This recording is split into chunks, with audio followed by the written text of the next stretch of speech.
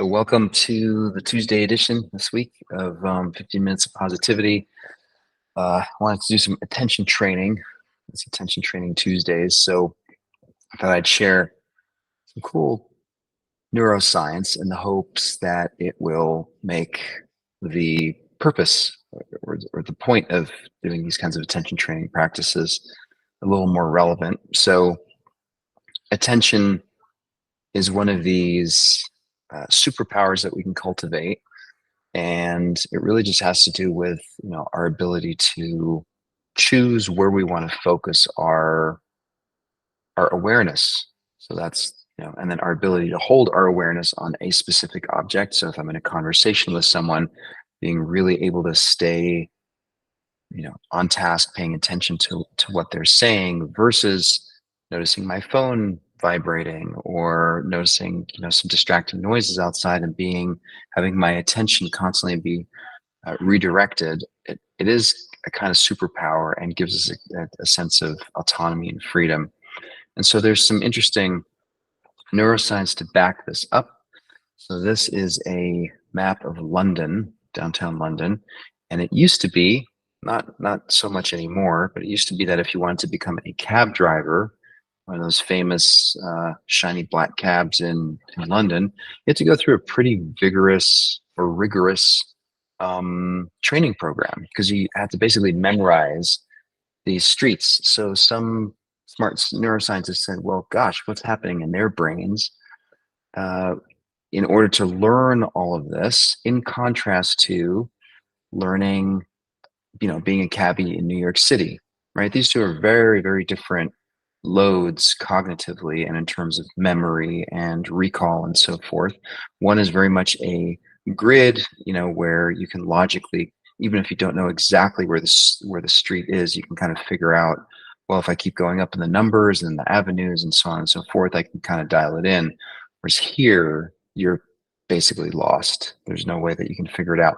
All of this has obviously changed with technology and so forth. But way back when, someone said, gosh, let's compare, London cab drivers based on their experience. So they're just starting off, they're learning this process, and then let's compare them to folks that have been doing this for a while. What part of their brain would be different or should be different if there is in fact a neuroplastic effect? And here's what it looks like. So this is the areas lit up. Again, light, when something lights up in an fMRI, it just means that there's oxygen rich and glucose rich blood being perfused to that area, so those neurons have the energy they need to do their thing. And in this case, this is the hippocampus. And the hippocampus is responsible for holding it's like RAM on our computer. It holds short-term memory, sort of this functional memory. Oh, I need to remember, the number that I just measured so that I can, 3 minutes from now, remember that that's the length of wood that I'm supposed to cut. Good example of the hippocampus being in action. But then it also is responsible for transferring that to long-term memory. And in some ways, long-term memory is really just another fancy way of saying I've learned something. It's now in my long-term memory. So as the cab drivers were learning the streets of London, and the longer they had been cab drivers, and the longer they had been using this specific power, lo and behold, their hippocampus was, could say, bigger, right? These are like hippocampal Olympian athletes right here. They got big hippocampuses because they use them and train them a lot.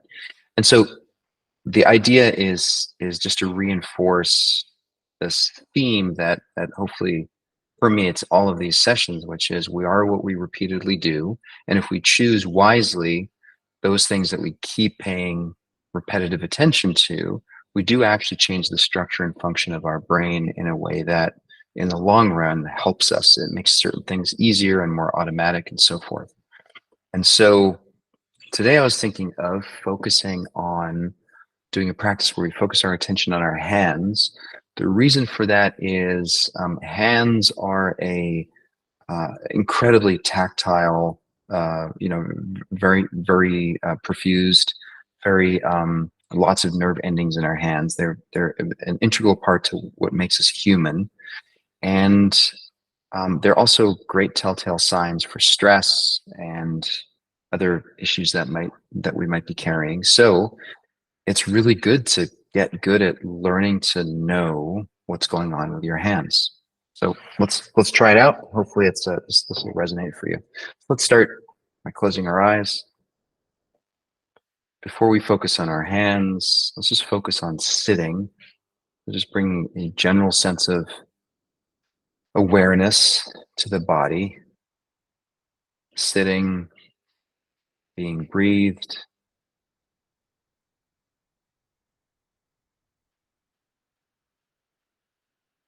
I'm noticing that my feet started off being crossed.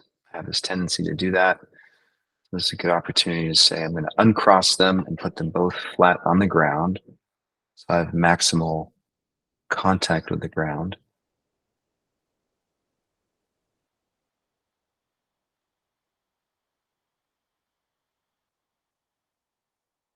I'm just noticing for a second what it's taking for us to just sit still. Nothing to do. We'll all be there in a few minutes from now when we're done with this. But for right now, just see if you can just be completely still.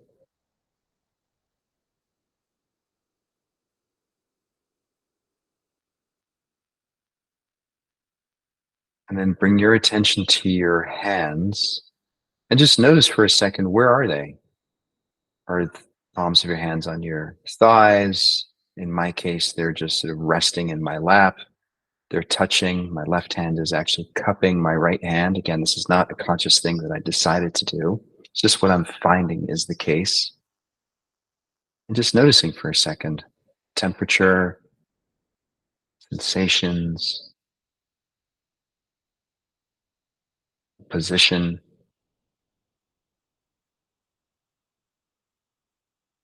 I can't help but have some curiosity as to, do I always do that? Do I always cup my right hand with my left? And if so, why?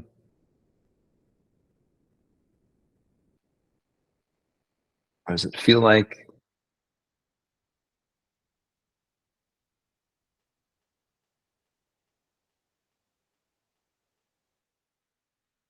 So just noticing however you sit still, how do you naturally have this tendency to, what happens with your hands? Where do they go?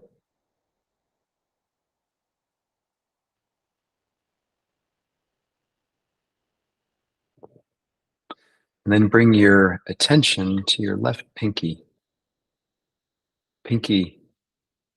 your left hand,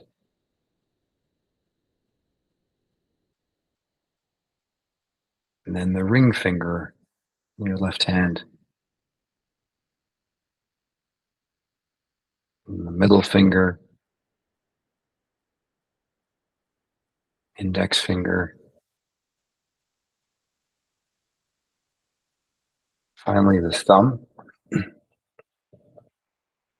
We're not trying to create any sensations. We're not trying to change anything. We're just simply bringing our attention to notice, oh, this is what it's like to have fingers all the way from the pinky to the thumb.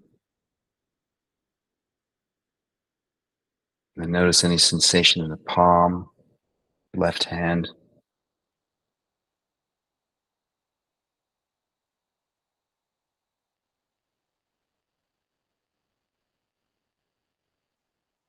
And then noticing the back of your left hand.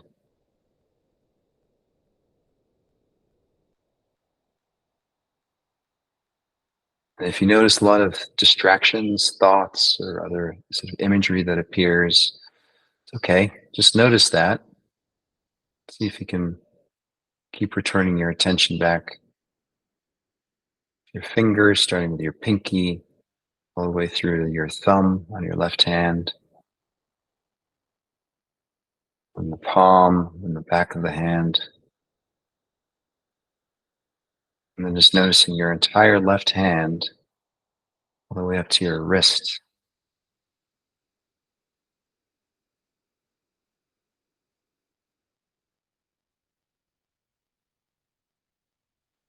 And you can wiggle your fingers a little bit to bring more attention. there. And just relax your hand again. Now we'll do the same on the right. Just notice pinky finger on your right hand,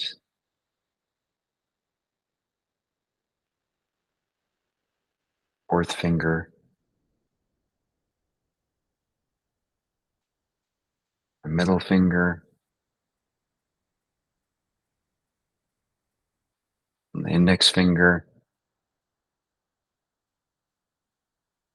finally the thumb on your right hand.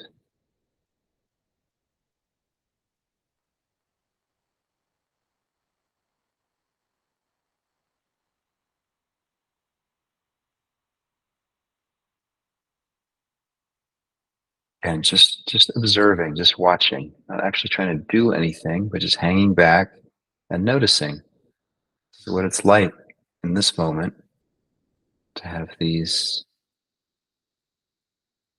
body parts called fingers and thumbs.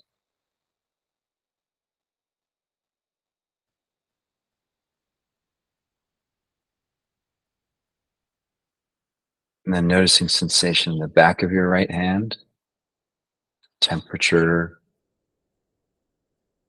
so the feeling tone of backside or the top of your right hand.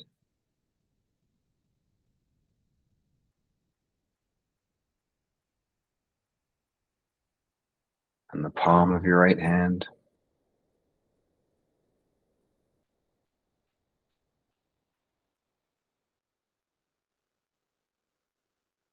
And noticing your entire right hand all the way up to your wrist.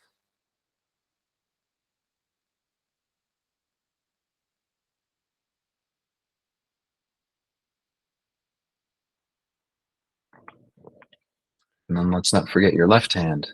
So now you're focusing your attention on the sensation of having the left and the right hand with fingers and thumbs,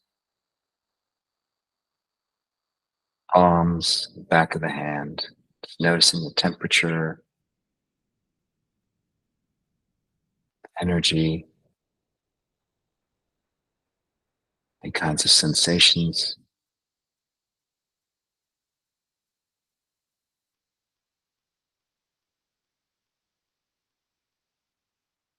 And you can play with this. So you can wiggle your fingers in both hands. You can interlock your fingers. And then however you naturally did that, do it the other way. Meaning, however, whether your right hand was on top or your left hand, just invert that for a second and just notice how different that feels. And squeeze, and you can relax.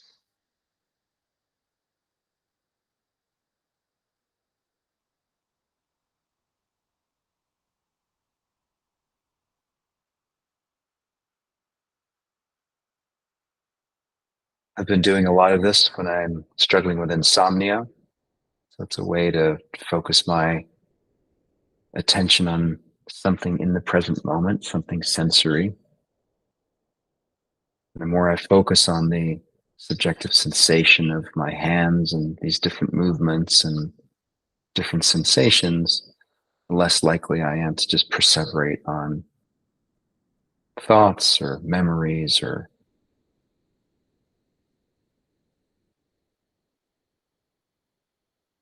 maybe to wrap this up, go ahead and put both hands flat on your thighs, noticing the heat.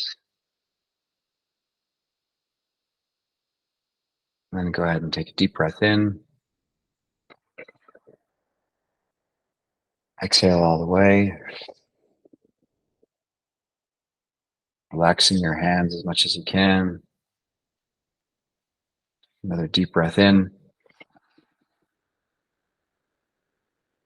On this exhale, go ahead, open your eyes.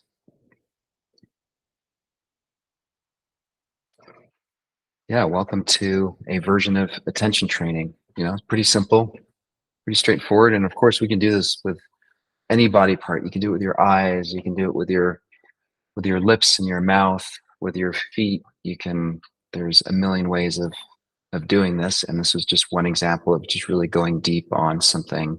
Our hands are very much canaries in the coal mine in terms of stress or other things that might be going on for us. So hope this was useful. Hope to see you all tomorrow at noon. Have a great day, everyone. Take care. Bye.